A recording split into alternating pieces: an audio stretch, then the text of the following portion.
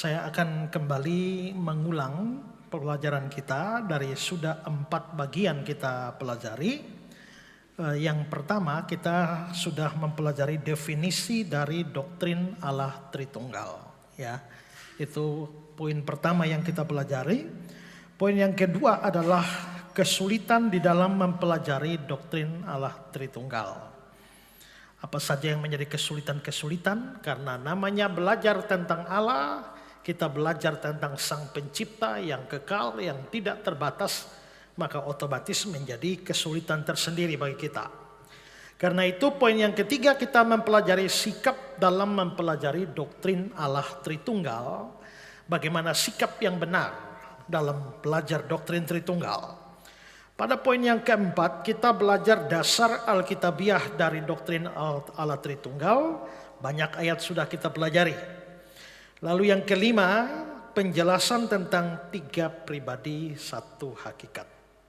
Keenam, kita membahas mengapa Allah itu harus lebih dari 1 pribadi. Ketujuh, kita membahas apakah doktrin Allah Tritunggal adalah produk Konsili Nisea. Ini untuk menjawab tuduhan-tuduhan dari Islam maupun juga Saksi Yehova Unitarian. Dan dalam poin yang ke-8 kita mulai membahas paham-paham Tritunggal yang salah atau yang sesat. Dan saya sudah membahas 2 pandangan. Pertama adalah pandangan Widurisme dari Antonius Widuri yang sudah kita bahas. Kedua, kita membahas pandangan Sabellianisme dari Sabellius.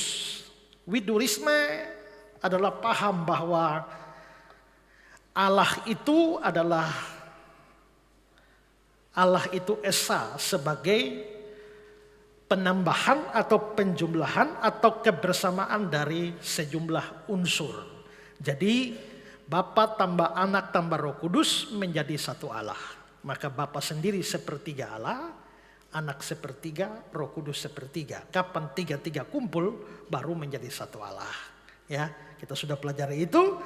Sabellianisme itu berpandangan bahwa Allah itu cuma 1 pribadi dengan 3 peran, 3 fungsi. Pada waktu penciptaan dia berfungsi sebagai Bapa, pada waktu penebusan dia berfungsi sebagai anak atau memperkenalkan diri sebagai anak, dan setelah penebusan era gereja dia menyatakan diri atau berfungsi sebagai Roh Kudus. Dan kita sudah membahas itu. Sekarang saya akan melanjutkan dengan paham yang lain. Paham yang ketiga yang akan saya bahas ini adalah paham Liawisme. Nah, ini lagi-lagi ciptaan saya sendiri, ya. Nah, Liawisme ini nama yang saya ambil dari pemimpin gereja GBIA yang bernama Suhento Liau. Karena Suhento Liau, maka saya sebutnya Liawisme, ya. Orang ini sudah cukup banyak datang di Kupang membuat seminar-seminar, dan kalau tidak salah mereka juga punya gereja cabang di Kupang sini, ya. Nah, bagaimana sebenarnya pandangan Liau soal doktrin Allah Tritunggal?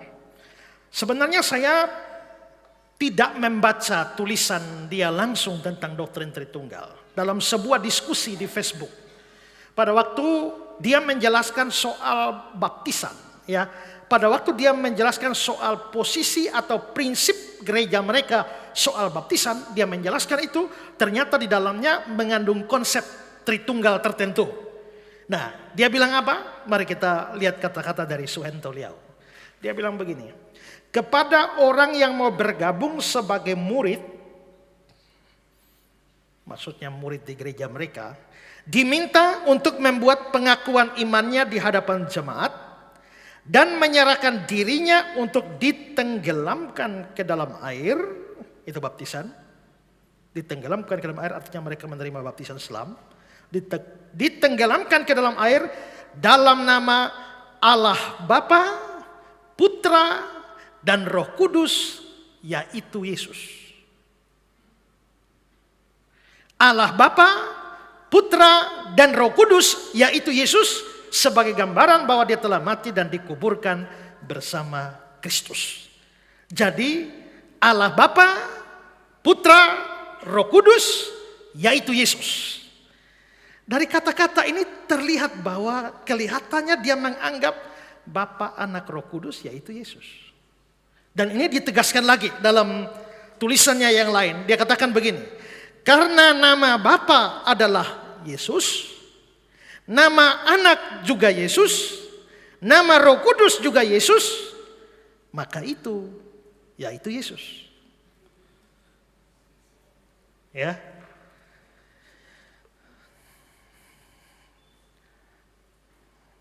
Paham seperti ini sebenarnya entah sadar atau tidak sadar dipegang oleh banyak pendeta, terutama kalau mereka doa berkat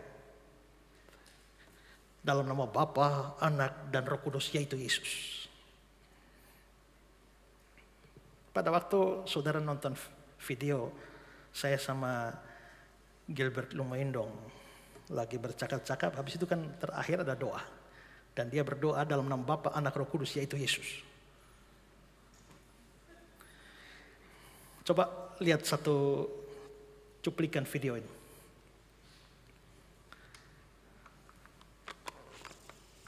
Setiap kami hanya di dalam nama Tuhan Yesus Kristus. Semuanya dikasih Tuhan akan kedua tangan. Sekarang pulanglah ke rumah sudah masing-masing. Terimalah berkat anugerah damai sejahtera daripada Allah Bapa di surga. Kasih di dalam Tuhan kita Yesus Kristus, persekutuan, penghiburan, kekuatan, dan penyertaan dan tuntunan daripada Allah Roh Kudus akan senantiasa menyertai perjalanan hidupmu mulai hari ini sampai Maranatha, bahkan sampai kekal selama-lamanya. Sehingga apa saja kau kerjakan dibuat Tuhan berhasil, dan masa depanmu indah, karena kasih setia Tuhan tidak akan pernah beranjak dari hidupmu. Oleh sebab itu terimalah berkat di dalam nama Bapa, Putra, dan Roh Kudus, di dalam nama Tuhan Yesus Kristus. Saudara yang percaya pulang diberkati Tuhan luar biasa. Katakan amin. Tuhan memberkati. Dalam nama Yesus. Jadi terlihat bahwa kelihatannya orang-orang ini percaya bahwa Bapa, Anak, Roh Kudus itu namanya Yesus. Seperti kata-kata Swento, nama Bapa itu Yesus, nama Anak itu Yesus, nama Roh Kudus itu Yesus. Sekilas ini memang mirip dengan Sabellianisme, tapi sebenarnya berbeda. Kalau Sabellianisme, dia tidak percaya ada 3 pribadi. Hanya percaya satu pribadi, tapi satu pribadi itu berfungsi 3.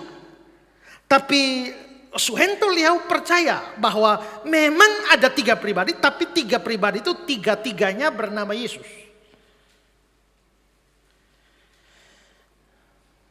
Tapi saudara, ini jelas bukan cuma salah, tapi ini sesat.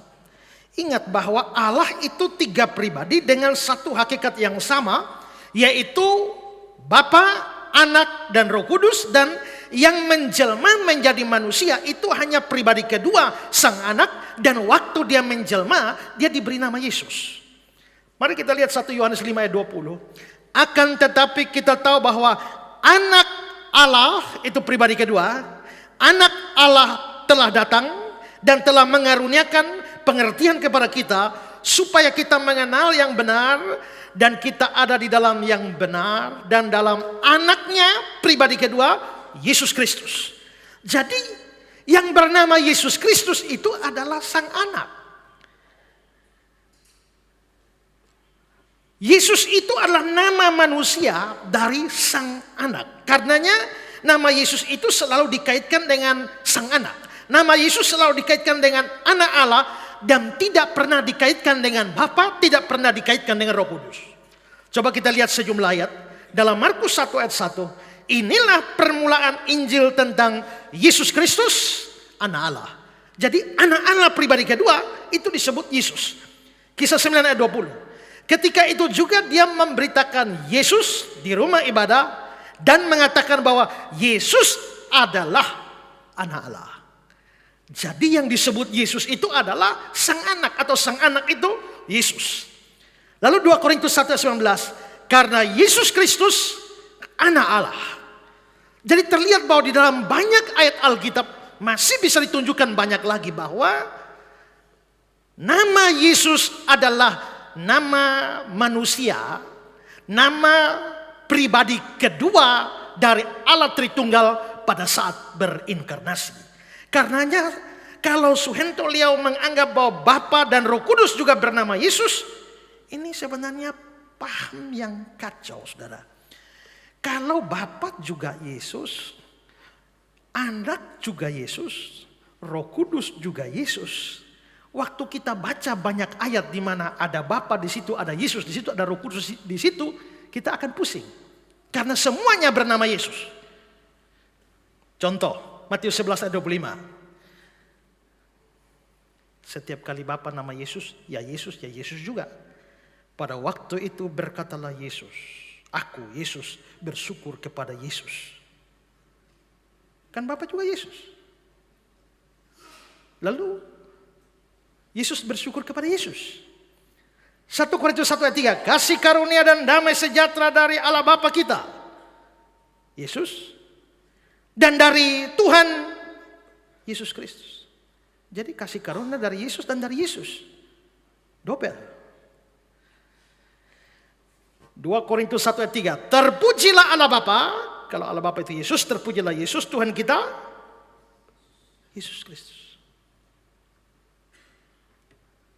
Jadi terpujilah Yesus dan Yesus.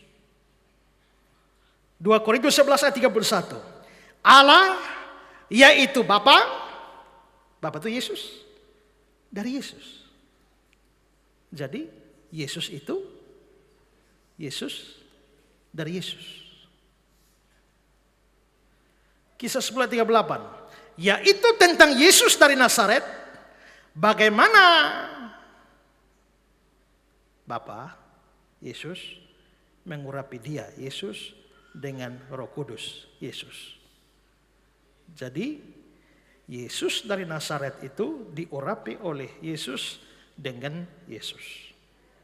Karena semua nama Yesus. Lukas 4 ayat 1. Yesus yang penuh dengan Roh Kudus itu Yesus juga. Jadi Yesus yang penuh dengan Yesus kembali dari Sungai Yordan, lalu dibawa oleh Yesus ke padang gurun. Nah, maka kacau balonya semua. Ya, jadi ingat bahwa yang disebut Yesus itu bukan tiga-tiganya nama Yesus, bukan. Yang nama Yesus cuma ada Bapa, Anak, Roh Kudus. Yang kedua ini waktu turun jadi manusia, nama Yesus. Nama Yesus itu kan nama yang umum. Karena itu adalah Yesus bentuk Yunaninya. Sedangkan bentuk Ibraninya Yosua, Yesua. Jadi orang nama Yosua atau nama Yesua, yaitu Yesus itu. Makanya ada orang pernah tanya, Pak, kalau anak saya lahir 25 Desember, bolehkah saya kasih nama dia Yesus? Oh boleh. Kalau Yosua boleh, ya Yesus juga boleh. Itu hanya beda bahasa. Sama seperti saya pernah sering bilang, orang kan tidak mau kasih nama anak Yudas. Padahal dia tidak tahu bahwa Yudas itu nama Yunani. Nama Ibraninya adalah Yehuda. Mau kasih nama anak Yehuda, tapi Yudas tidak mau. Dia lupa bahwa Yudas dengan Yehuda itu sama saja. Ya. Nah, jadi itu hanya persoalan bahasa. Jadi nama Yesus itu nama yang umum. Saudara pergi ke Timor Leste, banyak orang nama Yesus. Pemain bola nama Yesus ada, petinju nama Yesus ada. Ya, jadi nama Yesus itu memang nama manusia. Karena sang anak pribadi kedua pernah jadi manusia, maka diberitakan kalau dia lahir, kasih nama dia Yesus. Bapa tidak pernah jadi manusia, Roh Kudus tidak pernah jadi manusia, jadi bukan bernama Yesus. Ya, karena itu saudara hati-hati, perhatikan doa-doa berkat, biasa seperti itu. Nah, itu menunjukkan bahwa yang kasih doa berkat juga paham tentang Tritunggalnya kacau. Ya. Oke, hanya segitu pahamnya Liawisme. Hari ini saya hanya bahas 2 paham, 1 sudah selesai. Sekarang yang kedua, yang terakhir. Cepat rasanya ya. Yang kedua adalah Yusupronisme. Nah, kalau Yusupronisme maka ini pasti pandangannya Yusuproni. Ya, ini orang terkenal. Yusuproni pernah datang ke Kupang 2-3 November 2010 lalu bikin KKR di Hotel Kupang Beach. Saya juga hadir di sana, lalu saya mendengar dia sebenarnya khotbah lain. Kalau tidak salah khotbah Mazmur 120, dia khotbah yang lain, tapi tahu-tahu menyerempet ke dalam doktrin Allah Tritunggal. Saya mendengar itu, setelah itu saya beli beberapa CD dia, lalu mendengar secara detail CD-nya dia pengajaran tentang Tritunggal. Dan salah satu CD dia yang membahas banyak soal konsep Tritunggal adalah VCD dia dengan judul 10 prinsip tentang Tuhan. Dan dia membahas eksposisi Yohanes 1 ayat 1-18. Nah, terlalu panjang untuk dijelaskan atau untuk mengutip pandangannya. Tapi saya mau meringkaskan pendapatnya seperti ini.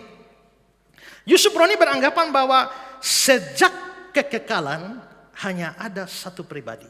Bukan tiga. Satu saja. Dan satu pribadi ini adalah pribadi Allah. Nah, pribadi Allah ini adalah pribadi yang hidup. Karena dia pribadi yang hidup, maka di dalam pribadi yang hidup itu mesti ada rohnya.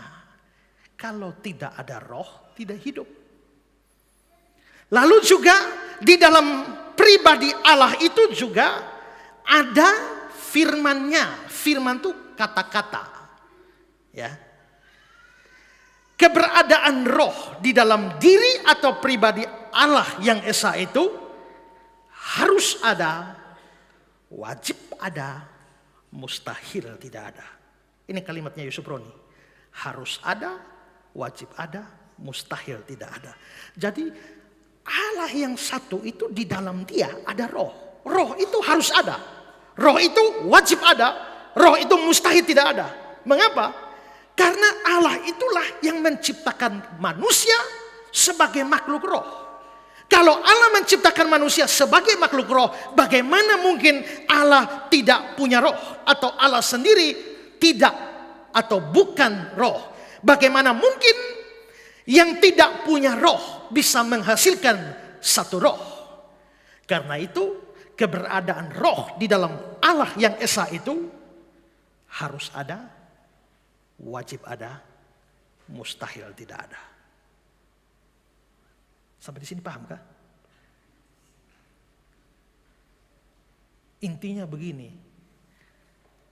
Allah yang satu itu harus ada roh. Tidak boleh tidak ada roh. Kalau ini jelas. Kedua, Allah yang esa juga harus punya firman. Firman itu kata-kata, ya, sama seperti roh. Maka firman dalam diri itu harus ada, wajib ada, mustahil tidak ada. Mengapa? Karena Allah kan menciptakan segala sesuatu dengan firman. Berfirmanlah Allah, jadilah ini. Berfirmanlah Allah, jadi berfirmanlah Allah. Jadi Allah harus punya firman. Jika Allah tidak punya firman, bagaimana dia menciptakan segala sesuatu dengan firman? Maka dia harus punya firman. Jika dia tidak punya firman, lalu menciptakan firman, maka dengan firman yang mana lagi dia menciptakan firman?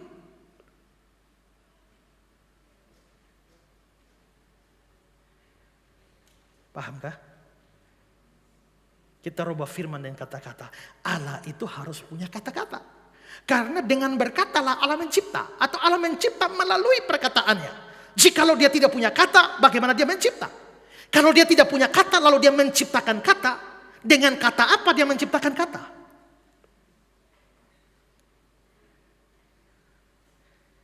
Karena itu, Allah yang esa, yang satu itu, harus punya roh, harus punya firman.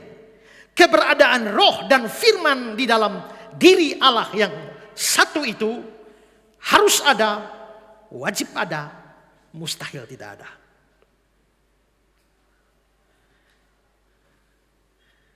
Paham sampai sini? Tapi di dalam Allah yang esa itu kan ada roh, ada firman. Tapi roh dan firman di dalam diri Allah tidak boleh pernah menjadi ada.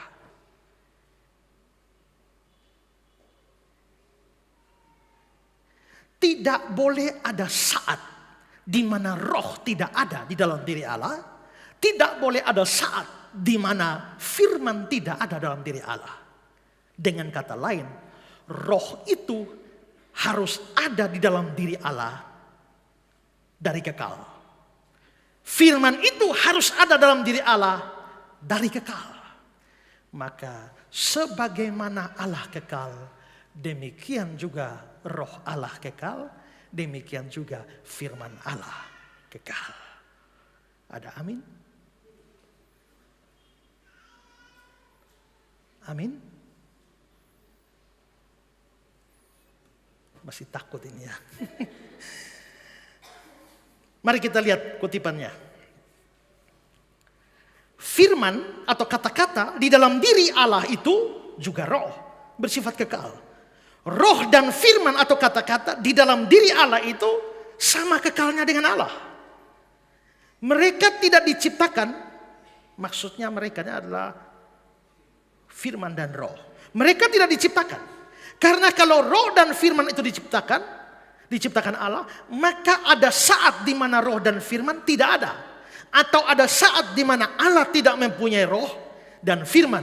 Dan ini mustahil. Karena itu sekali lagi, roh dan firman dalam diri Allah itu harus ada, wajib ada, mustahil tidak ada. Jadi dua ini, firman dan roh harus ada. Tapi adanya juga kekal. Terus dari majalah Narwastu, Yusuf Bruni berkata, jadi Allah itu memiliki firman, juga memiliki roh. Roh dan firman adalah dua sifat yang mutlak ada, harus ada, wajib ada, dan mustahil tidak ada. Itu adalah Allah yang kami yakini. Yang namanya Allah itu harus ada roh dan firman. Kalau roh dan firman datang belakangan, dalam arti diciptakan kemudian oleh Allah, berarti Allah sempat tidak punya roh dan firman. Jadi sekali lagi, Allah yang kami yakini sudah ada roh dan firman. Dia Allah yang mutlak dalam keesaan.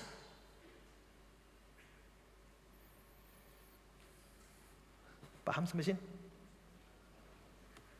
Allah itu satu. Di dalam diri Allah ada roh, ada firman. Nah, firman yang merupakan kata-katanya Allah ini yang ada dalam diri Allah. Pada waktu Natal, masuk ke dalam dunia. Lalu waktu masuk ke dalam dunia, itulah Yesus. Perhatikan kutipan dari Yusuf Bruni lagi. Firman yang ada di dalam diri Allah itu lalu menjelma menjadi manusia, lalu kita kenal sebagai Yesus Kristus.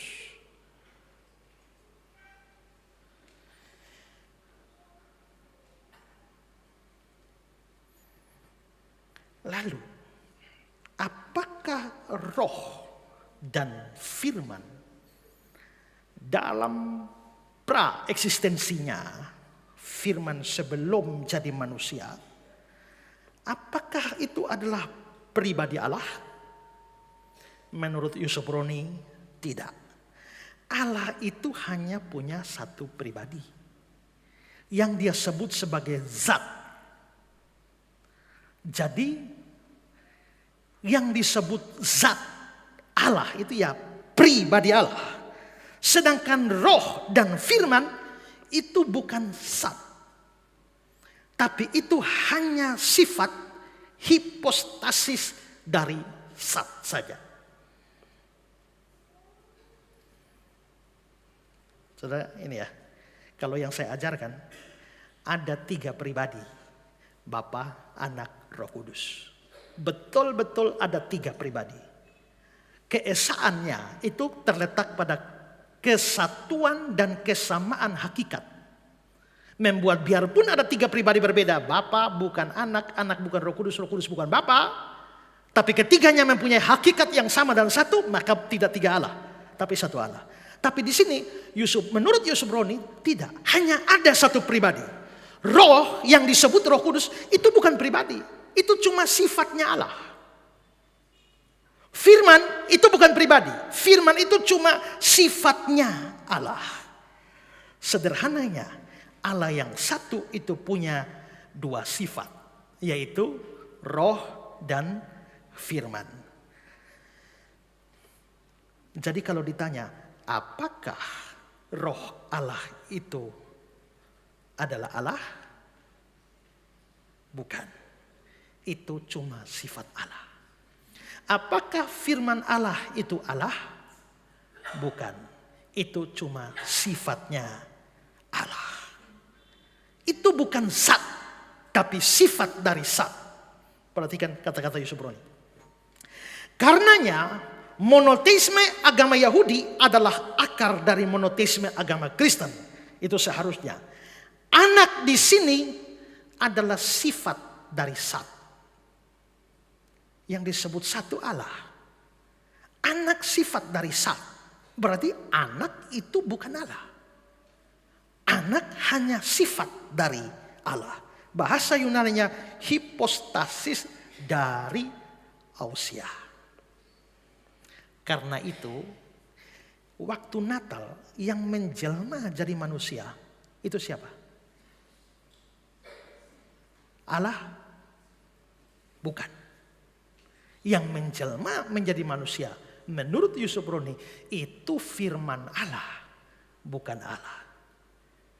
Allah sendiri dalam rupa insan. Salah. Bukan Allah yang dalam rupa insan, tapi firman Allah yang dalam rupa insan. Perhatikan khotbah Yusuf Roni. Karena bukan Allah yang menjadi manusia, tapi firman Allah yang menjadi manusia. Bukan Allah, firman Allah yang jadi manusia. Terus dari sumber yang lain, majalah Narwastu. Jadi firman itu adalah sifat. Bukan Allah yang menjadi manusia, tapi firman yang menjadi manusia. Sampai sini paham apa yang dia maksudkan? Ya. Selanjutnya, Yusuf Roni berkata bahwa yang harus kita sembah itu zat. Bukan sifat dari zat. Yang harus kita sembah itu Allah. Bukan sifat dari Allah. Nah, kalau yang harus disembah adalah zat. Sifat dari zat tidak boleh disembah. Sedangkan dia bilang bahwa firman atau Yesus dan roh itu bukan zat. Itu firman dari zat. Maka logikanya adalah yang harus disembah itu Allah. Yesus, apakah Yesus Allah? Bukan. Itu sifat Allah. Maka Yesus tidak boleh disembah. Apakah roh itu adalah Allah? Tidak. Itu sifat dari Allah. Sifat dari zat. Karena itu logisnya Roh Kudus tidak boleh disembah. Karena itu tentu saja dia menolak. Hormat bagi Allah Bapa, hormat bagi anaknya. Anak tidak boleh dihormati. Itu bukan Allah, itu sifat Allah. Hormat bagi roh penghibur. Roh penghibur tidak boleh disembah. Itu bukan Allah, itu sifat Allah.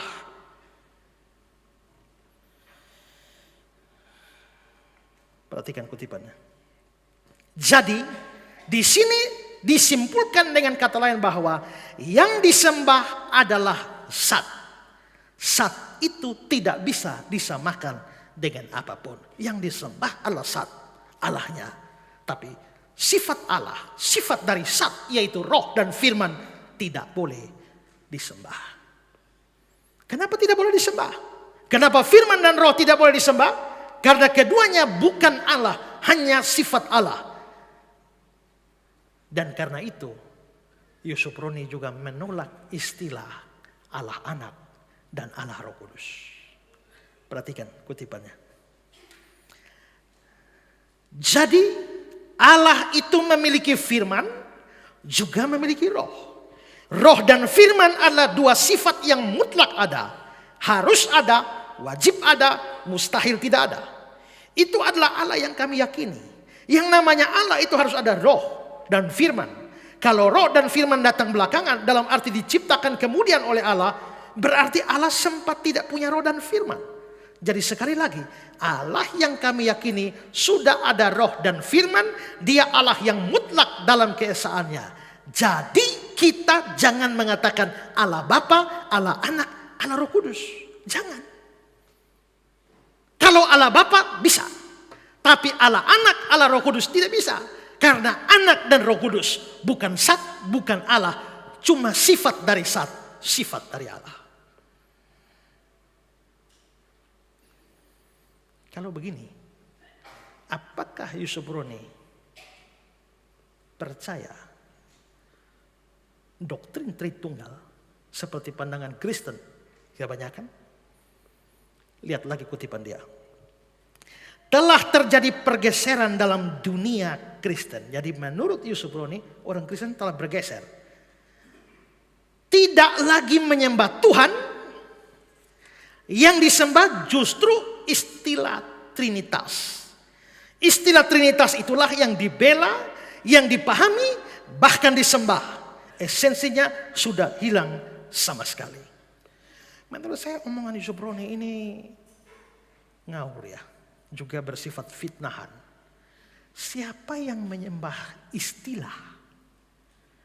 Kita tidak menyembah istilah Trinitas. Kita menyembah pribadi-pribadi di dalam Trinitas itu, yakni Bapa, Anak, dan Roh Kudus. Tapi bukan istilahnya yang kita sembah. Dari semua konsep ini sebenarnya doktrin Yusuf Roni ini lebih mirip dengan doktrin Unitarian. Apalagi Roh Kudus yang tak atau yang bukan pribadi, hanya sifat, hanya kuasa, itu mirip dengan saksi Yehova. Karena saksi Yehova menganggap Roh Kudus hanya sebagai tenaga aktif Allah sampai kadar tertentu seperti listrik. Nah, jadi ajaran Yusuf Roni ini berbeda dengan ajaran Trinitariannya kekristenan pada umumnya, lebih mirip ke Unitarian. Sebenarnya pada masa lampau itu ada satu bidat atau ajaran sesat yang namanya Dynamic Monarchianism. Dan Dynamic Monarchianism ini salah satu pengajar yang terkenal itu adalah seorang namanya Paulus dari Samosata. Nah, bagaimana Paul dari Samosata ini berpandangan tentang Allah, ini dijelaskan oleh Louis Berkhof. Berkhof menjelaskan tentang Paul dari Samosata. Perhatikan keterangan dari Berkhof. Menurut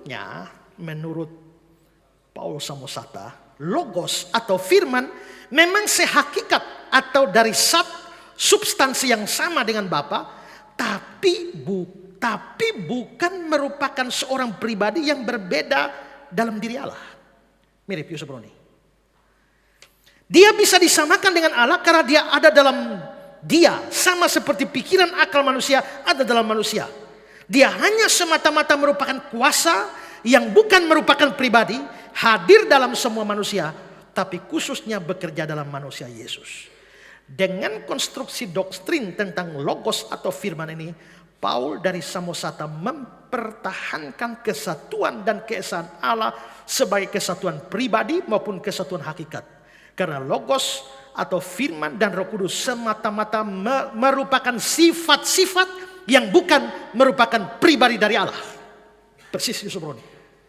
Dan dengan demikian menjadi pelopor dari ajaran sosialis dan Unitarian yang muncul belakangan. Kalau begitu kita bisa mendeteksi ajarannya Yusuf Roni sebenarnya berakar dari satu ajaran sesat di awal gereja, Dynamic Monarchianism dari Paul of Samosata. Nah, menurut Berkhof, dari Paul Samosata inilah melahirkan aliran Unitarian. Aliran Unitarian ada Unitarianisme, ada saksi Yehova, sama Unitarian. Dan karenanya maka harus dikatakan ajaran Yusuf Roni ini mirip ajaran bidat. Dan karenanya itu juga adalah ajaran bidat. Dia mengatakan bahwa firman atau anak dan roh hanya sifat dari Allah dan karenanya tidak perlu disembah. Saudara kita nih seringkali setiap minggu ya bikin pengakuan iman rasuli. Pengakuan iman harus tiap hari kita hafal. Tapi kita harus ingat bahwa pengakuan iman itu bukan hanya ada pengakuan iman rasuli. Ada juga Nisea, Konstantinopel, ada pengakuan iman Athanasius. Kenapa kita tidak pakai? Karena panjang dan sukar. Yang pendek dan sederhana itu ya pengakuan iman rasuli yang kita pakai. Tapi ada pengakuan iman Athanasius. Sekarang saya mau menunjukkan pengakuan iman Athanasius. Lalu saudara lihat. Itulah pandangan atau pengakuan iman Athanasius ini adalah pengakuan iman yang dipegang bersama oleh gereja Protestan dan juga gereja Katolik. Pegang sama pengakuan iman Athanasius.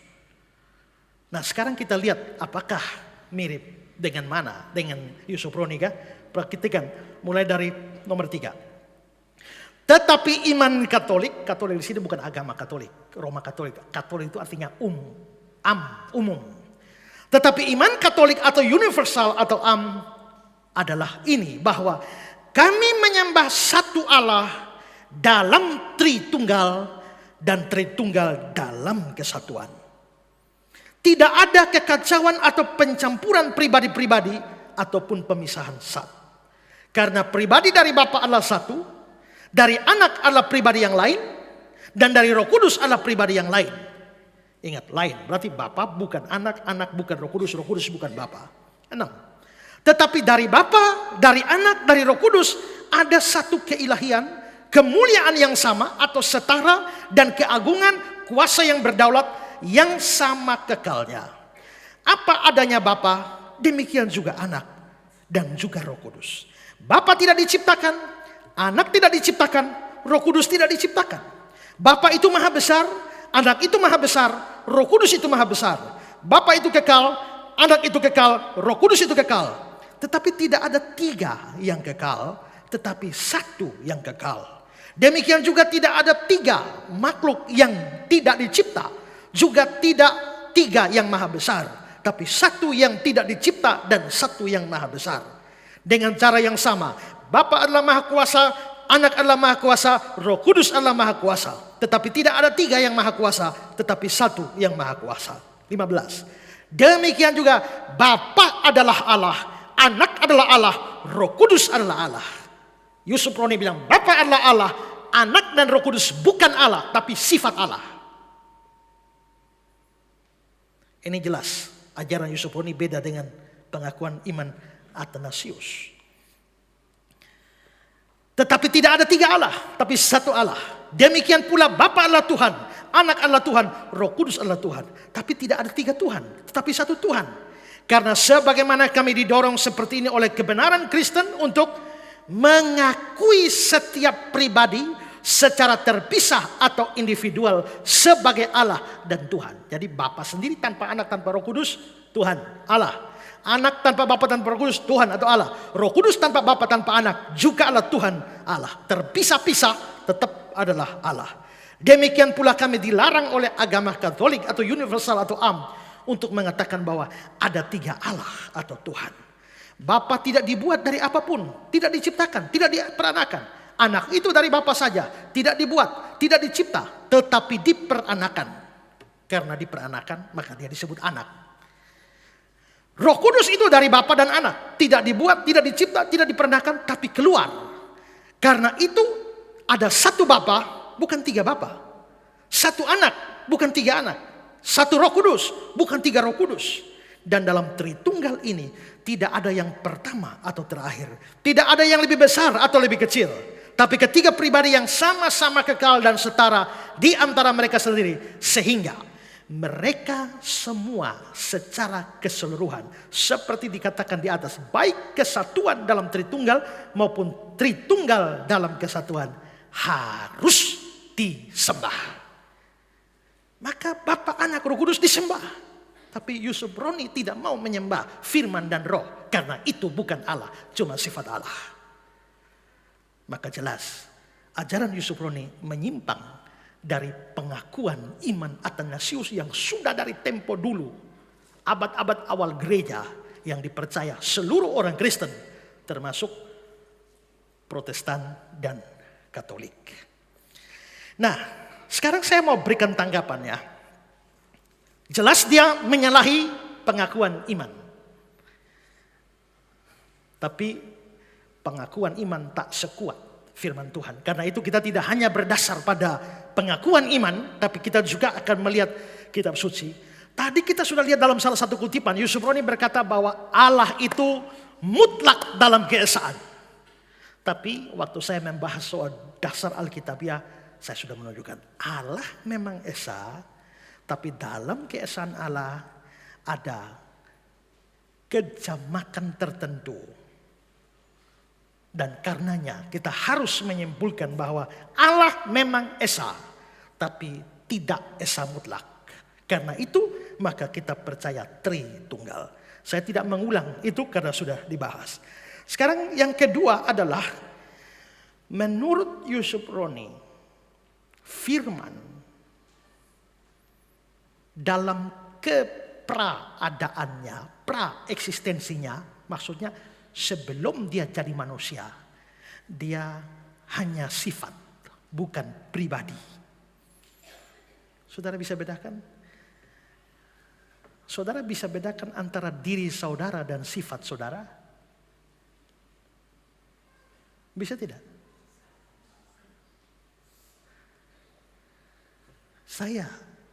Diri saya, Esra, saya punya sifat murah hati. Karena murah hati maka saya punya hati murah. Karena hatinya murah maka gampang didapat. Kalau hati sudah didapat, isi dompet gampang didapat. Itu arti murah hati. Tapi saya bisa, ini diri, tapi ini sifat.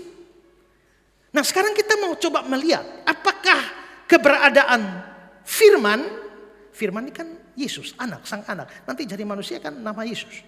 Apakah Yesus sebelum datang ke dunia, apakah dia berpribadi ataukah hanya sifat? Sekarang mari kita lihat Yohanes 17, 23, 24. Aku di dalam mereka, maksudnya Yesus di dalam murid-murid, dan engkau di dalam aku, supaya mereka sempurna menjadi satu, agar dunia tahu bahwa engkau yang telah mengutus aku, dan engkau mengasihi mereka sama seperti engkau, Bapa, mengasihi aku. Ya Bapa, aku mau supaya dimanapun aku berada, mereka juga berada bersama-sama dengan aku. Mereka yang telah engkau berikan padaku, agar mereka memandang kemuliaanku yang telah engkau berikan padaku, sebab engkau telah mengasihi aku sebelum dunia dijadikan. Berarti sebelum dunia dijadikan, itu berarti sebelum Yesus datang ke dalam dunia. Kan dunianya belum ada. Sebelum dunia dijadikan, Bapa sudah mengasihi Yesus. Kalau Yesus sebelum datang ke dunia hanya sifat, bagaimana mungkin Bapa mengasihi sifat?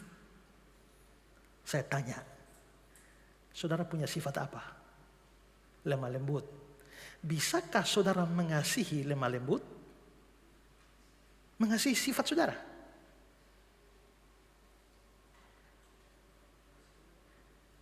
Dapatkah seorang pribadi mengasihi sifatnya sendiri? Ini aneh.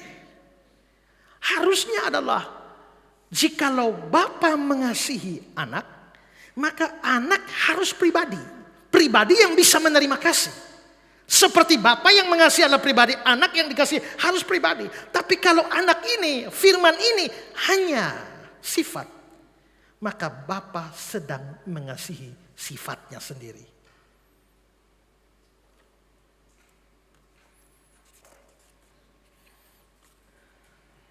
Lalu Yohanes 17 ayat 3. Itulah hidup yang kekal, yaitu mereka mengenal engkau satu-satunya Allah yang benar, dan mengenal Yesus Kristus yang telah engkau utus. Yesus Kristus yang telah engkau utus, berarti pengutusan itu terjadi sebelum dia datang ke dunia. Karena pengutusan itulah dia masuk dunia. Berarti pengutusannya terjadi sebelumnya. Nah, kalau sebelum Yesus datang dia diutus, sedangkan dia cuma sifat, maka Allah sedang mengutus salah satu sifatnya datang ke dunia. Coba saudara pikir, bisakah saudara mengutus salah satu sifat saudara ke sabu rejua? Yang bisa diutus harus pribadi, harus orang. Saya mengutus saudara. ke Surabaya. Berarti orangnya yang diutus. Tapi kalau cuma sifat, bagaimana mengutus sifat?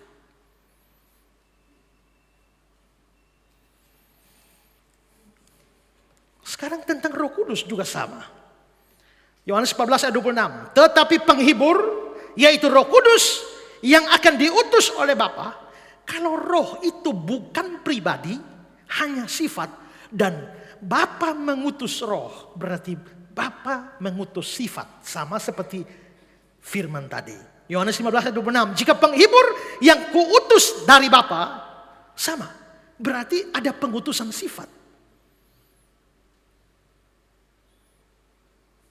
Lalu, perhatikan juga kisah 13 ayat 2. Pada satu hari ketika mereka beribadah kepada Tuhan dan berpuasa, berkatalah Roh Kudus, khususkanlah Barnabas dan Saulus bagiku. Ku itu siapa? Roh Kudus. Untuk tugas yang telah ku tentukan. Nah, saudara lihat di sini. Roh Kudus itu dipakai kata ganti ku atau aku. Kata ganti ku atau aku, bisakah satu sifat dibuat atau dijelaskan dengan kata ganti ku dan aku? Bisakah sifatnya Yusuf Roni berkata-kata dan disebut sebagai ku dan aku? Perhatikan kata-kata Charles Hodge. Argumentasi yang pertama untuk kepribadian dari Roh Kudus didapatkan dari penggunaan kata-kata ganti orang dalam hubungan dengan dia. Seorang pribadi adalah dia yang pada waktu berbicara berkata aku. Pada waktu diajak bicara disebut kamu atau engkau. Pada waktu dibicarakan disebut dia atau nya. Karena itu dalam Kisah 13 ayat 2 berkatalah Roh Kudus, khususkanlah Barnabas dan Saulus bagiku untuk tugas yang telah kutentukan. Kalau ada ku di situ berarti ini orang dalam tanda petik, berarti pribadi orang ini. Bagaimana itu hanya sifat? Coba lihat lagi Ibrani 10, 15, 17. Dan tentang hal ini Roh Kudus juga memberi kesaksian pada kita. Sebab setelah dia berfirman, inilah perjanjian yang akan ku adakan dengan mereka sesudah waktu itu. Dia berfirman pula, aku akan menaruh hukumku di dalam hati mereka. Ayat 17, dan aku tidak lagi mengingat dosa mereka. Roh Kudus disebut dengan kata ganti ku, aku, ku, aku. Mana mungkin ku, aku itu sifat. Ini pasti pribadi. Kalau saudara bingung dengan kata pribadi, gampangnya itu orang. Makanya saya bilang dalam tanda petik itu betul-betul orang. Kapan atau mengapa sesuatu disebut berpribadi? Kalau dia punya pikiran, dia punya perasaan, dia punya kehendak. Ya, meja ini tidak punya pikiran, tidak punya perasaan, tidak punya kehendak. Makanya mama-mama itu kalau tiba-tiba anak terkantuk lalu sakit lalu pukul meja, meja bodoh, meja bodoh. Ya, dipukul begitu, meja tidak punya pikiran, maka dia tidak bisa pintar dan bodoh. Dia tidak bisa dipukul begini lalu meja sakit, tidak. Kenapa? Karena tidak punya perasaan. Jadi yang berpribadi itu punya pikiran, punya perasaan, punya kehendak. Apakah babi punya perasaan?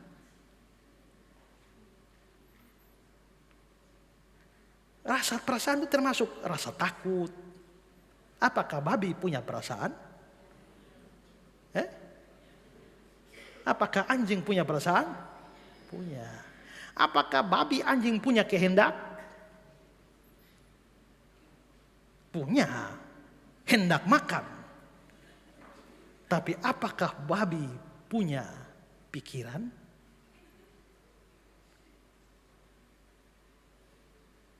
Kalau otak punya pikiran, akal budi, tidak.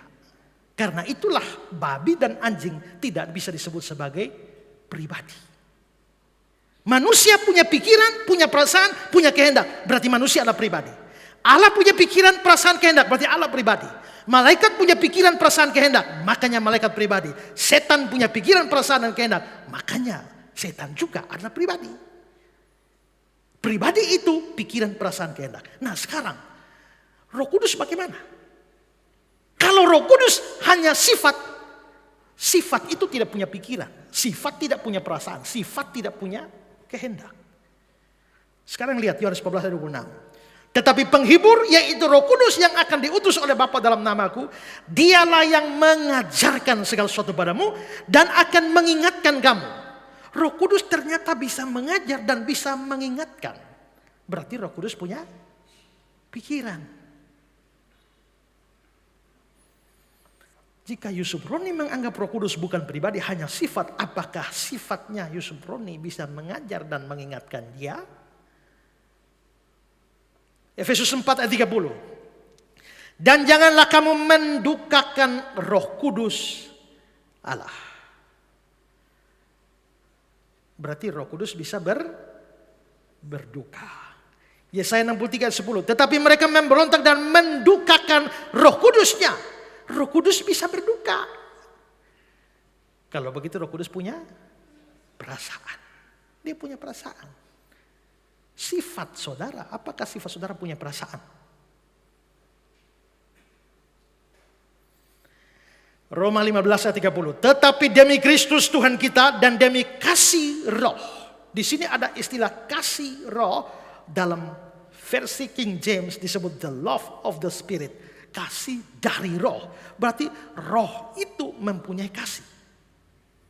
Kalau Roh punya kasih, ini perasaan. Maka Roh Kudus punya perasaan.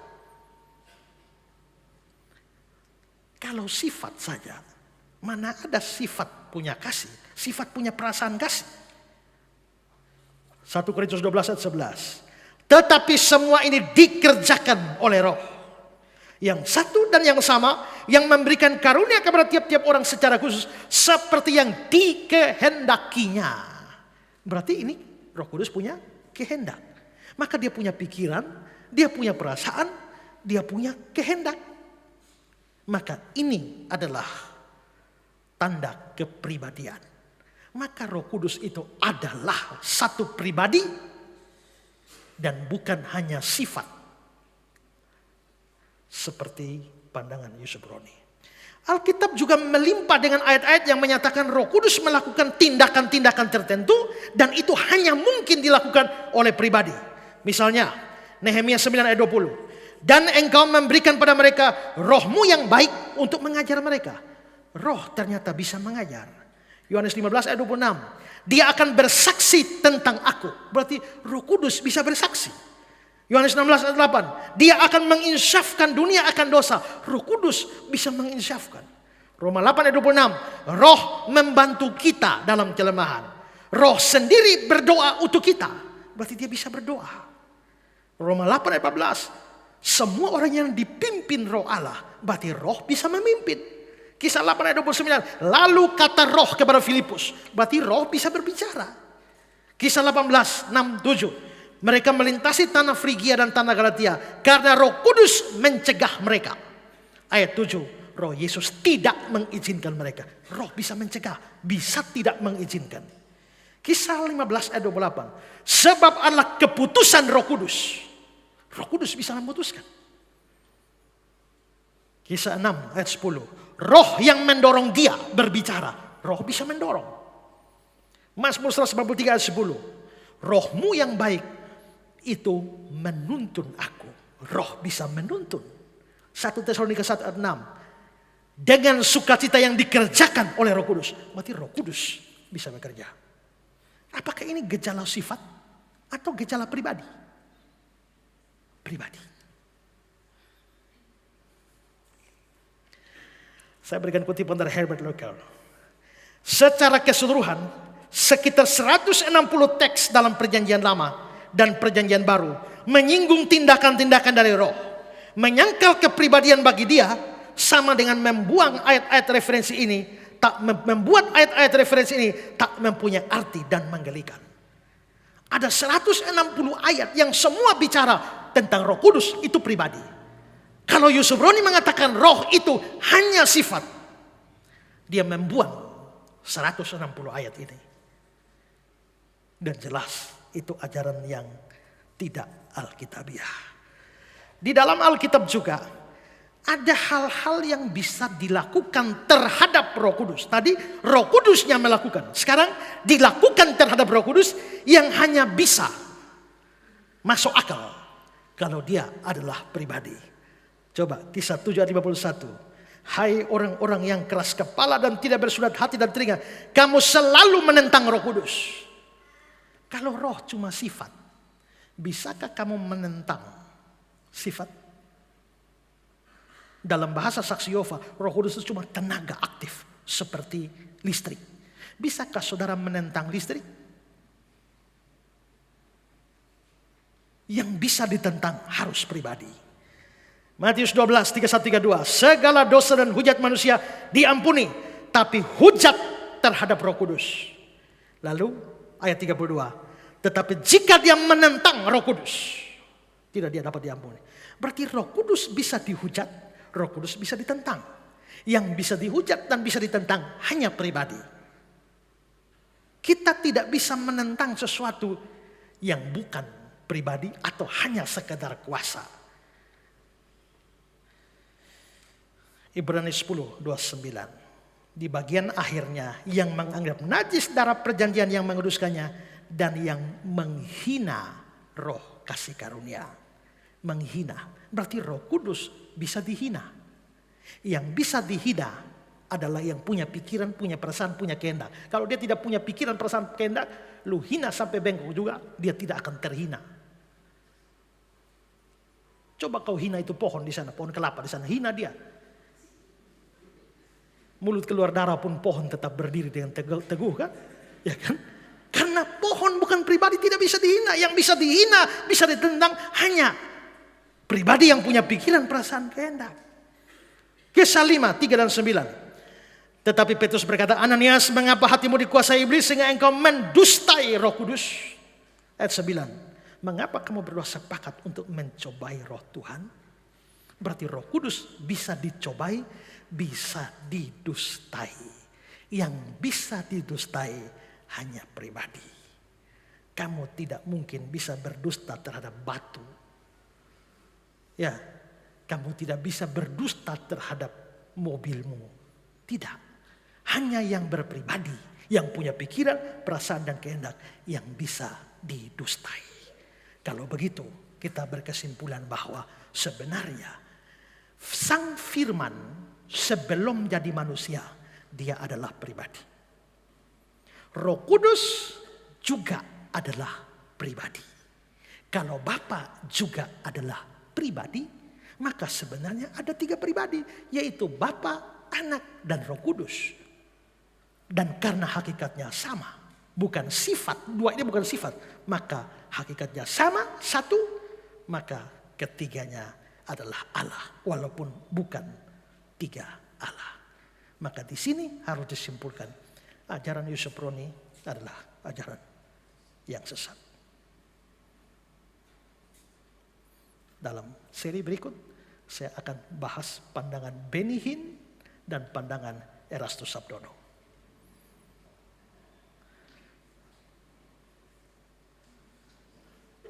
Sudah selesai nih.